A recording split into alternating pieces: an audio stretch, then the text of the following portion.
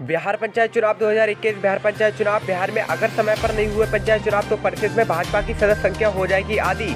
Corona के चलते प्रकोप की वजह से राज्य निर्वाचन आयोग ने 15 दिनों के लिए टाल दिया है बिहार पंचायत चुनाव 2021। कोरोना के चलते पंचायत चुनाव समय पर नहीं हुए तो बिहार विधान परिषद की सूरत भी बदल जाएगी। सत्तारूढ़ दल की संरचना पर इसका सबसे अधिक असर पड़ेगा। सबसे अधिक भाजपा पर पड़ेगा इसका असर। परिषद में उसकी सदस्य संख्या हो जाएगी आधी। रजत पर इसका अधिक असर इसलिए नहीं पड़ेगा क्योंकि स्थानीय क्षेत्र प्राधिकार से जीते उसके 4 में से 2 सदस्य पहले ही दल बदल कर जदयू में शामिल हो गए थे। वहीं हाल लोजपा टिकट पर जीती नीतू सिंह भाजपा में शामिल हो गई थी।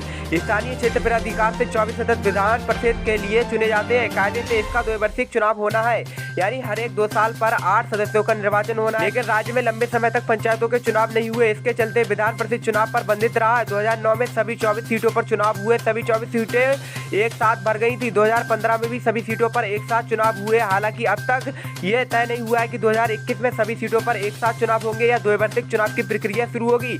फिर भी पिछले चुनाव के जीते उम्मीदवार चुनाव की तैयारी में जुट गए। निर्वाचित प्रतिनिधि होते हैं मतदान।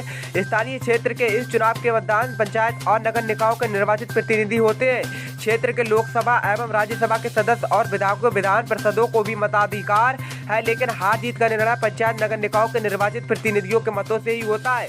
पिछली बार भी पंचायत चुनाव के तुरंत बाद विधान परिषद का चुनाव हुआ। 11 जून को अधिसूचना निर्गत हुई थी, 7 जुलाई को मतदान हुआ था और 10 जुलाई 2015 को परिणाम घोषित कर दिया गया था।